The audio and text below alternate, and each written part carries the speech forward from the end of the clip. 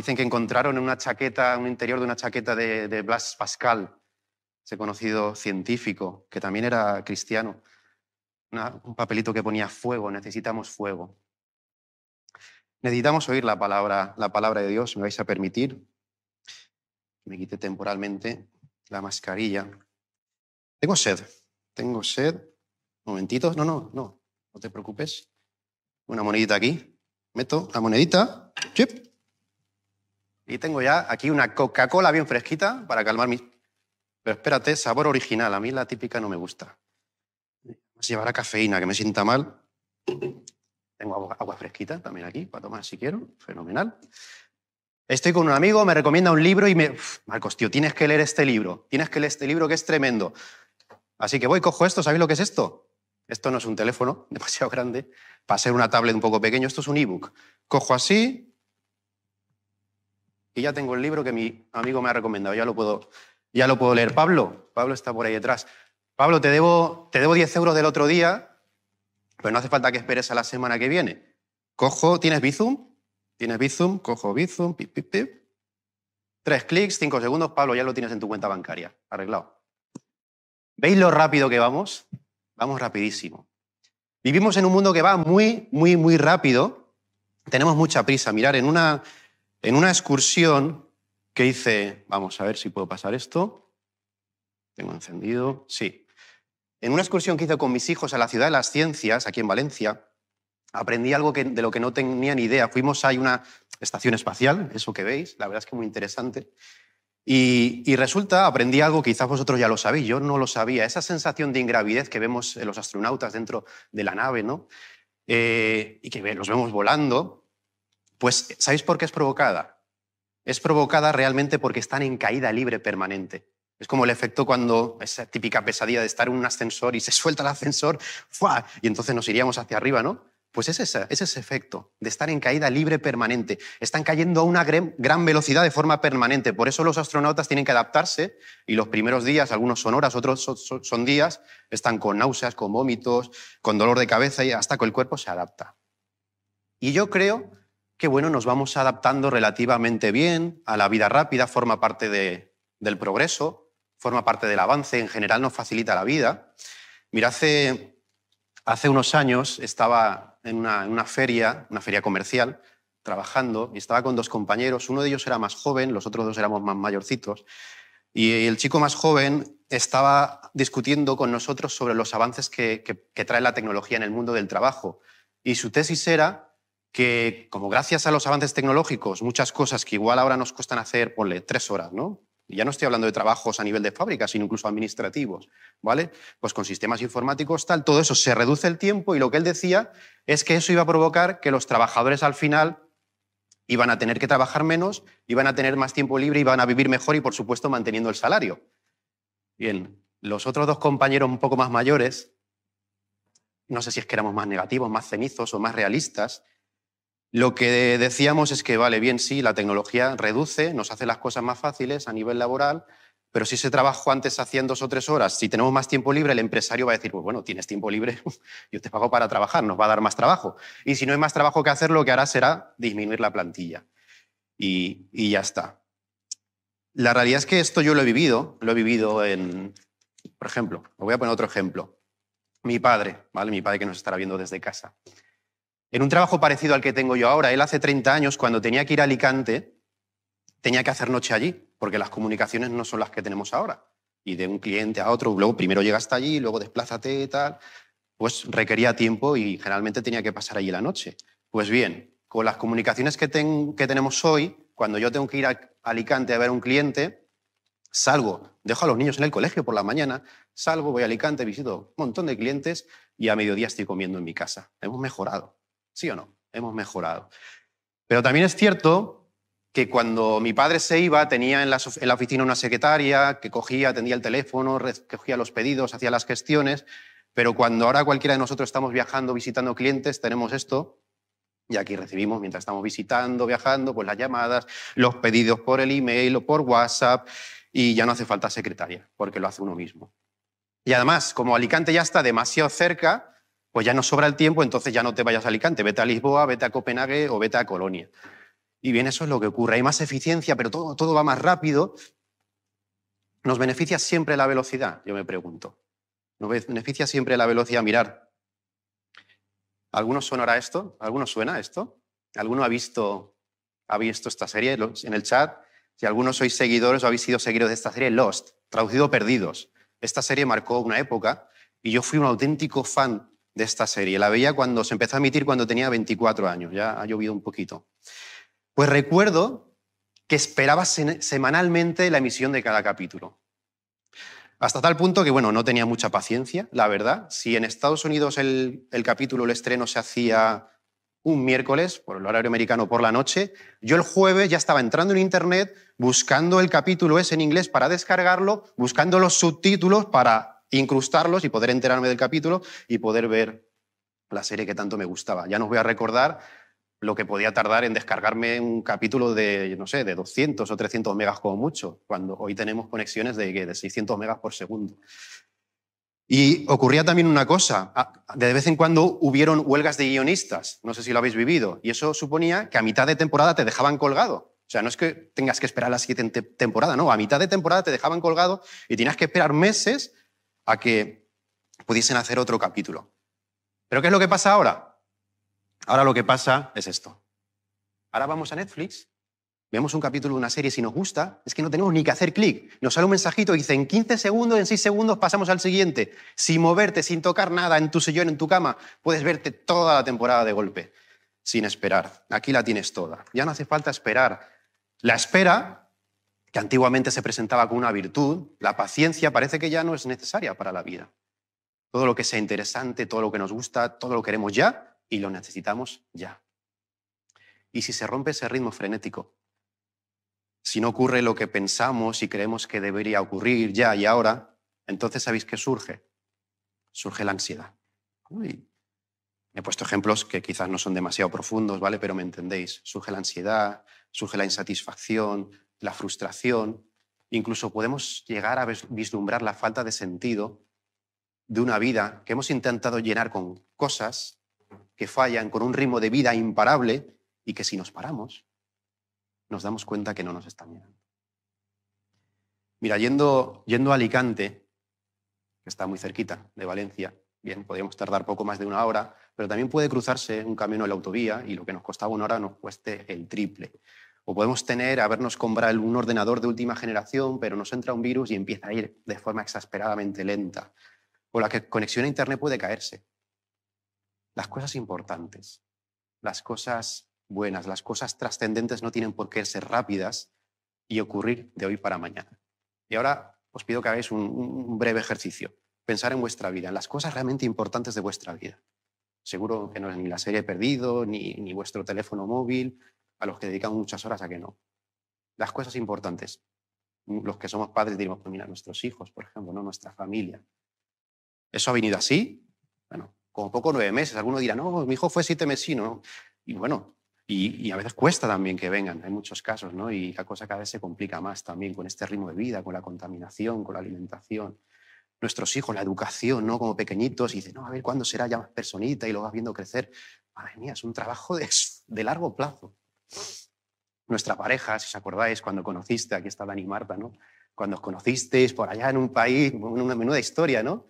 Y ahora estáis aquí en España y veis, miráis atrás toda vuestra historia, ¿no? No fue algo así. ¿A qué no? O si no tienes pareja, relaciones de amistad. Yo me acuerdo de algunos de mis amigos más cercanos, me acuerdo el día que los vi por primera vez, que nos conocimos y cómo esa relación fue creciendo, se fue forjando a lo largo de años y experiencias juntos. Y alguno dirá, vale, está muy bien todo esto de Netflix, toda esta performance que has hecho con la Coca-Cola y tal, sobre el tiempo, la velocidad, la paciencia. Pero mira, yo estoy impaciente, sí que estoy impaciente y además te voy a dar el motivo, no tengo trabajo y quiero trabajo. Es más, no es que quiera, es que lo necesito. Y te entiendo perfectamente. O tienes una enfermedad y deseas curarte, deseas pasar ya ese trance, o tienes problemas familiares que lejos de solucionarse van pasando las horas del reloj y se complican y van pasando los días y no ves el final. ¿Y por qué no hablar de lo que no queremos hablar, pero que hay que hablar de la pandemia? Que no nos queremos quejar ninguno, ¿vale? Pero Pero esto ya es pesado. Estamos en enero del 2021 y nos confinaron en marzo del año pasado. Ya llevamos casi un año con esto. Parece que estamos peor en esto que ya se llama la tercera ola. Y es cierto que está la vacuna y que esto nos abre una esperanza, pero todo es tan incierto. Si algo hemos aprendido en estos meses es que la vida es incierta. Y la mejor vacuna que tenemos ahora precisamente es limitar los contactos sociales, pues por eso también hemos limitado ahora aún más las reuniones, el limitar los contactos entre los unos y los otros. Pero es que, claro, todo eso va en contra de que somos seres humanos, somos seres sociales y encima somos mediterráneos, que nos encanta el contacto. Necesitamos contacto. Y ahora un buen cristiano diría, sí, pero es que tenemos que tener paciencia. Y la paciencia es una virtud cristiana. Y la Biblia habla mucho de la paciencia, y es verdad. Pero fíjate, si la paciencia no se define bien, la paciencia por sí sola nos puede llevar a la resignación. Y la resignación es, mira, es lo que hay. ¿Cuánto habré dicho yo este año que llevamos pocos días hablando con gente? Mira, es lo que hay, es lo que hay. Y nos acostamos y podemos la siesta y a ver si cuando nos levantamos esto está un poquito mejor. Y ponemos las noticias, vamos a apagarlas. Y podemos llegar en situaciones ya más complicadas a autocompadecernos de nosotros mismos, nos sentimos víctimas de la situación, sentimos que esto es una injusticia y, por supuesto, de repente es como casi nos paralizamos y no seguimos adelante porque es como que ya no podemos hacer nada, ¿no? Nuestra vida la han cambiado, parece que el mundo ya no es lo que debería ser. No hay nada más que hacer, me resigno y espero de forma pasiva. Eso es la paciencia, ¿no? Resignarse y esperar de forma pasiva. Pues analizando muchos de los textos bíblicos que hablan de la paciencia, he visto que siempre la paciencia está ligada de forma explícita o implícita a otros dos aspectos. A nuestra forma de vida, el primero.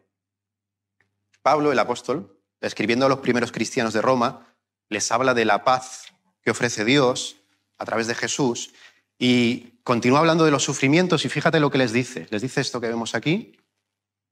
Dice, no solo esto, sino que también nos regocijamos en los sufrimientos, porque sabemos que los sufrimientos producen paciencia. Parece esto un poco masoquista, pero no es para nada. De hecho, es tremendamente sabio e inspirado. Los sufrimientos producen paciencia y la paciencia produce un carácter probado, es uno de los aspectos, y el carácter probado produce esperanza. El carácter se desarrolla en la vida. Y se desarrolla con una forma de vida. En función de la forma de vida que tengas, pues desarrollarás un carácter u otro. Y nuestras decisiones día a día van forjando un carácter. Es un servicio que no ofrece Amazon Premium, que no lo podemos pagar, ni siquiera lo podemos pasar a cámara rápido. Hay que pasar paso a paso y día a día. Y hay dos palabras que aparecen en la Biblia para referirse a la forma de vida de los que siguen a Jesús y que van forjando un carácter tremendamente peculiar. Una de esas palabras es discípulo. El discípulo es una persona que se pasa la vida como aprendiz del maestro. Fíjate, hoy es muy fácil decir que soy cristiano. ¿Cuántos de los que nos estáis viendo, los que estamos aquí, diríamos soy cristiano? ¿Y cuántos en España dirían, no, sí, yo soy cristiano? Pero ojo, ¿cuántos dirían, yo soy discípulo de Jesús? ¿A que eso ya no lo oímos tanto? Compromete, es distinto, ¿no? Es una cosa ser cristiano, ¿no? Pero tras discípulo ya... El discípulo está siempre en una relación de aprendizaje progresiva. Es alguien que aprende y además no lo hace sentado en un aula, en una academia, no ahí con sus libros y tal, no. ¿Sabéis dónde está el discípulo? En el taller del artesano, viendo cómo el artesano tal y con él, y déjame y ahora lo hago yo. Eso es lo que hace el discípulo. Lo hace viviendo, lo hace sirviendo, lo hace implicándose. Lo que adquiere son conocimientos prácticos y entiendes a lo que me refiero. Con eso no estoy diciendo que no hay que sentarse, leer y estudiar. Yo de hecho lo hago. Y animo a todos, y estamos todos, deberíamos estar todos llamados a hacerlo con profundidad para extraer de ahí conocimiento del Señor para vivir, para vivir. Fíjate en un detalle muy interesante. El que empieza a seguir a Jesús empieza como discípulo. Continúa como discípulo, pero ¿sabes cómo acaba? Acaba como discípulo. Y esto es algo tremendamente llamativo porque hay muchas sociedades sectarias, incluso religiosas, en las que se va pasando y vas subiendo de nivel a nivel conforme vas progresando. Parece como un juego de plataformas. Ser discípulo es un estado permanente y una forma activa de vida. La otra palabra para referirse al estilo de vida de los que siguen a Jesús es esta, peregrino. La palabra parece un poco ya antigua, peregrino. Los cristianos tenemos que ser personas que nos pasamos toda la vida yendo a algún sitio, no paramos. Vamos hacia Dios siguiendo el camino de Jesús. Mira, Valencia es preciosa. Y hay muchos sitios preciosos en toda España y en todo el mundo. Pero este no es ni nuestro destino ni nuestro origen. Tomás le dijo a Jesús: Señor, no sabemos a dónde vas. ¿Cómo vamos a saber el camino? ¿Y sabes qué contesta Jesús? Le contesta indicando la ruta. Jesús le dice: yo soy el camino. Yo soy la vida. Yo soy la verdad. Sin mí nadie viene al Padre. La paciencia, para que no se convierta en una excusa para resignarnos, tiene que entenderse en una vida como discípulo y como peregrino. Y la vida con la pandemia, con las enfermedades, los que estáis con enfermedades de la que sea, que hay muchas, con problemas económicos, con problemas familiares, con problemas emocionales, la vida no ha parado. Las cosas han cambiado, sí, y las cosas cambian. Y todas estas cosas que vienen inesperadas nos cambian la vida y seguirán cambiando y seguirán ocurriendo cosas, pero la vida sigue y aún nos queda camino por delante, aunque a veces no lo veamos. Mira, cuando Pablo habla de los frutos del Espíritu, utiliza una palabra griega que traducimos como paciencia. El fruto del Espíritu es amor, gozo, paz, paciencia, habla de la paciencia. Y con esa palabra no se refiere a esperar tranquilamente a que las cosas mejoren y esperar con pasividad, ¿no? Nos metemos en nuestras casas y ya pasará, o ya pasará. Lo que quiere decir es que el Espíritu inspire en nosotros la persistencia, es decir, el continuar y el equilibrio. Las personas pacientes persisten en hacer lo que es bueno, en hacer lo que es correcto. Siguen la meta, siguen adelante, no paran. No les puedes alejar de sus metas, de sus convicciones centrales, porque saben a dónde van. Lo saben. Y el decorado de nuestra vida puede cambiar y puede ser de día, puede ser de noche. El camino puede estar más complicado, pueden haber más obstáculos o pueden haber menos obstáculos. Los que tenemos ya algunos añitos, pues lo vemos así en la vida. Todos lo sabemos. Pero la persona paciente sigue adelante de forma activa. Porque, ojo, es la mejor manera de vivir la vida. La paciencia tiene que ir ligada a un estilo de vida, el del discípulo, el del peregrino. El paciente no se resigna, camina hacia adelante, se adapta. ¿Y sabes por qué? Porque tiene un secreto. El paciente, inspirado por el Espíritu Santo, tiene un secreto. Y ese secreto es la esperanza. Muchos de los textos que encontramos en el Nuevo Testamento que hablan sobre la paciencia aparecen junto a esta otra palabra, esperanza. Y en el mundo griego, cuando se escribía esto, la paciencia es descrita como algo dirigido hacia el exterior, hacia el interior. Surge de mis propias fuerzas, surge de mi propia disciplina. Yo me disciplino mi voluntad para ser una persona paciente. Pero la Biblia lo trastoca y describe la paciencia como lo contrario, dirigido desde el exterior, hacia Dios, y refleja una esperanza confiada en que Dios va a intervenir. Y en muchos textos bíblicos, y Dani lo ha dicho antes esta mañana, introduciendo una canción, se resume muy bien en una frase: espera en el Señor. Nuestra esperanza es en Él. Es la esperanza más real de la que uno puede hablar y experimentar en este mundo. Porque fíjate, no se basa en las promesas de un vendedor, no se basa en las promesas de un político, no se basa en las promesas de cualquier persona que no tenga motivos sinceros hacia nosotros, ni siquiera se basa en las propias promesas que yo me hago a mí mismo. Que seamos sinceros, ¿nos fallamos a nosotros mismos o no? La esperanza es en aquel que te ama.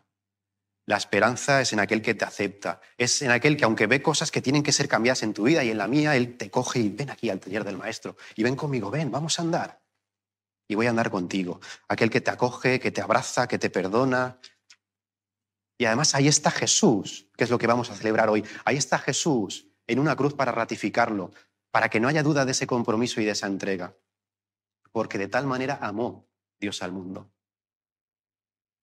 que ha enviado a su único Hijo para que todo aquel que en Él crea va al mundo y todo aquel que en Él crea no se pierda. A veces estamos perdidos y desorientados. Para que todo aquel que en Él crea no se pierda y tenga vida eterna. Perdemos la esperanza. Perdemos la paciencia. Bueno, los que tenemos hijos pequeños y tal, y bueno, y algunos, mira, y mayores también. sí que la perdemos. Y muchas veces perdemos la esperanza porque la desviamos hacia nosotros mismos o hacia otros que están a nuestro alrededor. Puede ser nuestra pareja, puede ser nuestros pastores, puede ser nuestro mejor amigo, puede ser nuestro padre, nuestra madre, nuestra profesión, nuestro dinero. Y si lo basas en eso, todo empieza a caer, todo empieza a caer, todo se empieza a parar y desmoronar. Mira, os voy a contar rápido una historia. Leemos en los Evangelios un encuentro de Jesús con una persona de muy buena posición y era una persona con responsabilidades en la sinagoga. Se llamaba Jairo. Y Jairo tenía un problema, tenía un problemón. Su hijita de 12 años estaba enferma, se estaba muriendo. Estaba agonizando y se iba a morir. Y entonces Jairo, que habría oído hablar de Jesús y de las cosas que estaba haciendo tan tremendas, se acerca a Jesús rogándole que fuese con él a ver a la hija, a ver si podía hacer algo. Si había una oportunidad, pensaba Jairo, pues era la de Jesús. Y Jesús accede a la súplica de este padre que está agobiado, de este padre impaciente viviendo una situación horrorosa. Ponte en su lugar. Imagínate que te dicen que tu hijo, que tu hija se va a morir y eso no es ley de vida. Ver morir a un hijo. Eso yo creo que es lo más terrible que nos puede pasar y desgraciadamente ocurre.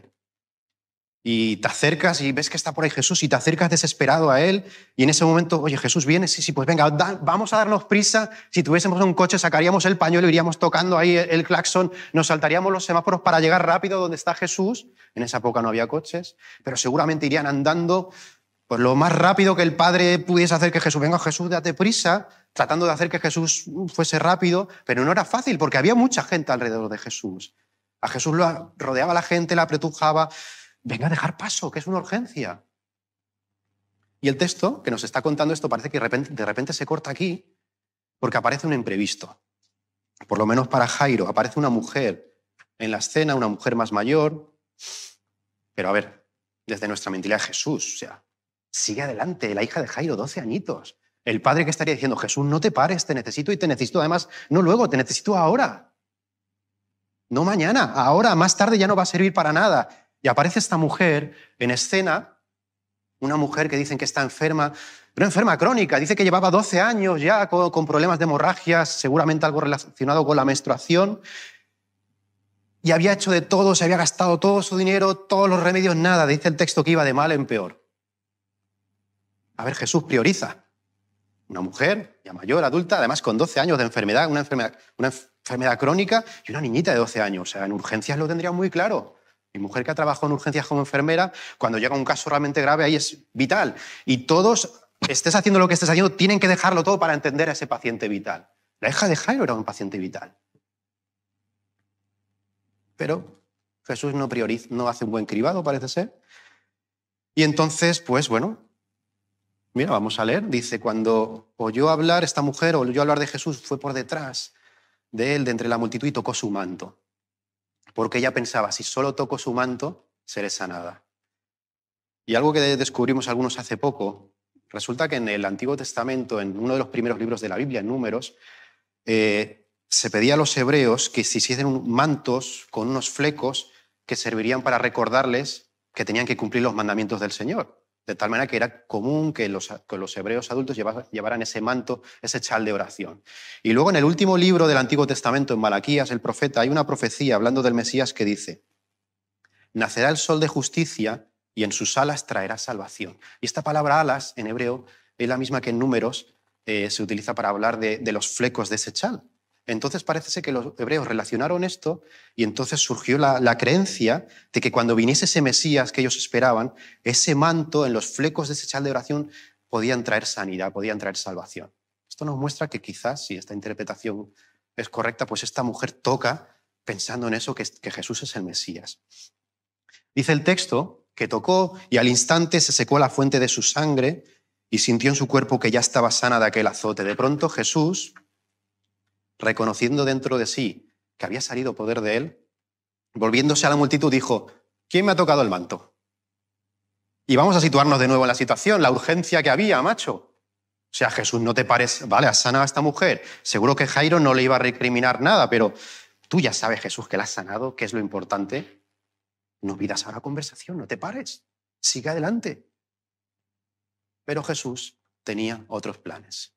Y entonces se pone a hablar con esa mujer. No voy a entrar en la conversación con esa mujer, hace unos años prediqué sobre esto, pero me voy a saltar un poco más adelante. Dice el texto, mientras él aún hablaba, Jesús ahí seguía hablando con la mujer, vinieron de la casa del principal de la sinagoga diciendo, tu hija ha muerto. ¿Para qué molestas más al maestro? Ya, habéis llegado tarde. ¿No nos pasa esto a veces? Bueno, llegar tarde sí, muchas veces nos pasa. Los españoles y los latinos somos un poco tardones, pero no me refiero a esto. ¿No te pasa a veces que sientes que Dios llega tarde? ¿Dónde estás, Dios? Vamos a Dios pidiéndole ayuda, intentamos confiar en lo que conocemos de Él, en lo que hemos leído, si hemos leído la Biblia, en lo que nos dicen los predicadores, los pastores, y vemos que la realidad es dura y muchas veces es cruel, y Dios llega tarde. ¿Dónde estás, Dios? ¿Qué estás haciendo? Pero, ¿y si Dios no llega tarde? ¿Y si Dios tiene un propósito con lo que está ocurriendo?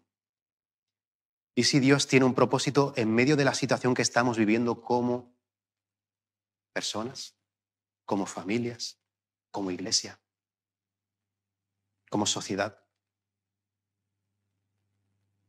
Dios tenía otros planes para Jairo. Dice que Jesús, sin hacer caso a esta palabra que se decía, dijo al principal de la sinagoga, no temas, solo cree. Y Jesús va y por fin llega a casa de Jairo. La casa estaba llena de gente llorando. La muerte de un niño es algo terrible. Y imagínate los padres cómo estarían Jairo y su mujer. Jairo y su mujer estarían hechos polvo, pero por otro lado también expectantes, contrariados ante esa visita de Jesús. Jesús estaba ahí. Jesús dice que la niña no está muerta. Muchos se burlaban de él porque sabían que sí, que estaba muerta. Las narraciones paralelas en Mateo y Lucas dejan claro que Jesús sí que sabe que está muerta. No es que se está haciendo el tonto. Pero él dice que está dormida. ¿Por qué dice que está dormida? Dice en el texto que Jesús saca a todos los que se burlaban, a todos los que no creían, los que no querían creer, y entró con los padres, con el padre, con el papá, la mamá, y sus discípulos a la habitación donde estaba aquella niña.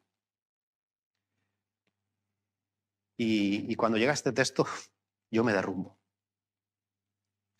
Tomó de la mano a la niña y le dijo, Talita Kumi, que traducido es niña, niñita. A ti te digo, levántate. Y enseguida la niña se levantó y andaba. Pues tenía 12 años y quedaron atónitos. Dios tenía otros planes, aún más grandes. Como dije otra vez en otro mensaje, Jesús siguió su ritmo, que no es el tuyo ni es el mío. Y cuando Jesús nos coge de la mano, incluso la muerte, que es el mal más temido, el más primario, la muerte no es más que estar dormido, cogido de la mano Jesús. Y aquí una vez más Jesús no solo nos muestra su tremendo poder que vence a la muerte, nos está mostrando amor y cercanía. Dios es ese, Dios es Jesús. Que no te vendan la moto, que no te cuenten historias. ¿Quién es Dios? Dios es Jesús de Nazaret. Y acuérdate cuando eras pequeñito y tu papá, tu mamá te cogía de la mano, ¿te acuerdas? Esa sensación de seguridad. Y Jesús te coge la mano en medio de la oscuridad, en medio de la enfermedad, en medio de la crisis, en medio de los conflictos, en medio de la pandemia, en medio de tu impaciencia. El Señor del universo, el que lo hizo todo, absolutamente todo, te está cogiendo de la mano y te está diciendo, cariño, aquí diríamos bonito, preciosa, es hora de levantarse. Es hora de levantarse. Y en medio de este mundo que va tan rápido, el que se nos vende una gratificación inmediata que nos deja vacíos, necesitamos parar y necesitamos ver. De hecho, Dios sabía que necesitamos parar y nos dijo, parar un día a la semana, por lo menos. Él sabía cómo íbamos a vivir, que íbamos a necesitar parar con regularidad, parar para coger enfoque, parar para ver con la mejor perspectiva, porque el ajetreo y la ansiedad nos contagian a todos, el desánimo, la frustración. Mira, un poeta americano decía, no hay monumentos, sino huellas de pisadas. Un monumento pues, solo dice, por fin llegué hasta aquí, mientras una huella dice, aquí me encontraba cuando comencé nuevamente a avanzar. paso a paso. Lo hemos dicho hoy, cantando también, paso a paso, huella a huella. Seguimos adelante y seguimos hacia la meta. Y en este camino que seguimos, aun con limitaciones, con problemas, si eres discípulo de Jesús, tienes mucho que hacer, tenemos muchísimo que hacer, porque nuestro camino no se desarrolla en monasterios apartados de la gente ni de la civilización. Nuestro camino está aquí, en medio, diciendo que hay esperanza, mostrando además esa esperanza, ayudando al que lo necesita, con servicio, con disposición. La paciencia cristiana, la paciencia que trae el Espíritu Santo, no se resigna, no paraliza y se alimenta de una esperanza viva, que hay que compartirla con los demás, hay que explicarla, hay que mostrarla. Recuerda, y de verdad me gustaría que hoy te acordaras de algo, aunque te quedaras solo con esto, recuerda siempre que la paciencia se alimenta con la esperanza que está en Dios, la esperanza que hoy vamos a recordar celebrando el sacrificio de Jesús, su muerte y su resurrección.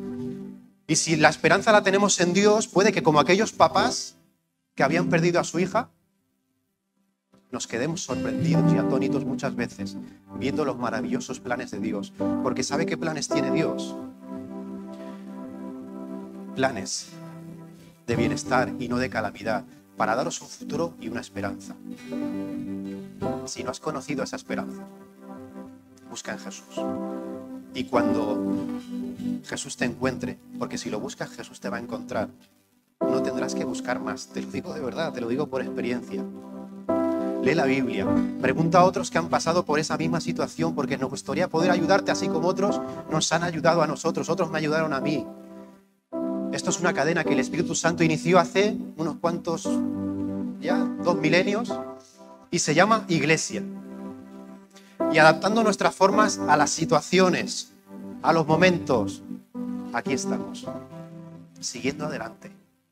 Seguimos siendo iglesia, porque no podemos ni queremos parar.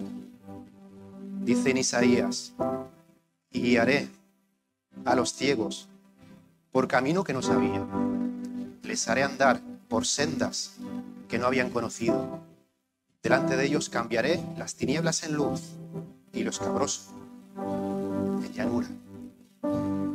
Estas cosas las haré y no los desampararé.